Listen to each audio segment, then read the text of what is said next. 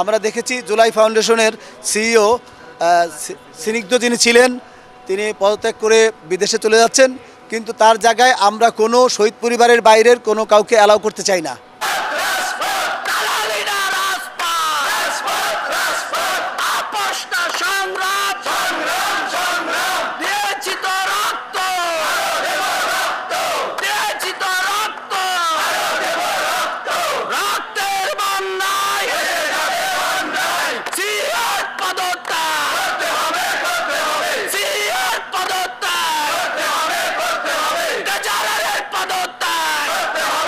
সকাল 10টা থেকে আমরা সকল শহীদ পরিবার ও আহত পরিবার একসাথে হয়েছি এবং আমাদের মাঝে অনেক শহীদ এবং শহীদ পরিবারের সদস্য এবং আহতরা উপস্থিত আছেন।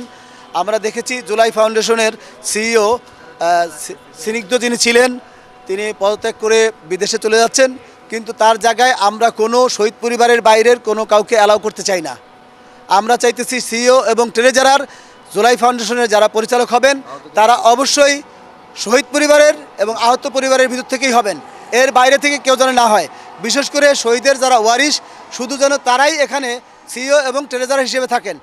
জুলাই ফাউন্ডেশনের সিইও মীর মাহবুবুর রহমান স্নিগ্ধ পদত্যাগ করেছে।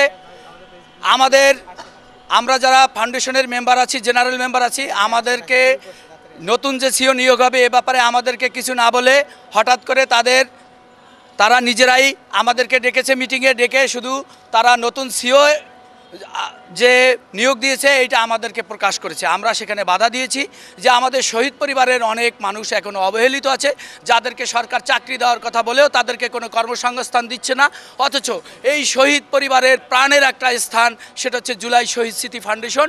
এখানে শহীদ পরিবারের ভিতর থেকে আমাদেরকে সিইও এবং যারা নিয়োগ দেওয়া হোক এটা আমরা দাবি জানাইছি এবং এর জন্য আমরা অবস্থান কর্মসূচি নিয়েছি এবং আপনাদের মাধ্যমে আমরা সরকারের ঊর্ধ্বতন মহলে যারা আছে এবং দেশবাসীকে জানাচ্ছি যে আমরা এখান থেকে 48 ঘন্টার আলটিমেটাম দিয়ে আমরা এখান থেকে আমাদের অবস্থান ত্যাগ করব। দেন 48 ঘন্টার মধ্যে যদি তারা আমাদের সাথে যদি কোনো সিদ্ধান্ত আমাদের এই বিষয়টি নিয়ে না নেয় এবং তারা যদি সিইও এবং ট্রেজারার পদত্যাগ না করে, পরবর্তীতে আমরা কঠোরতর কর্মসূচি দিতে বাধ্য হব।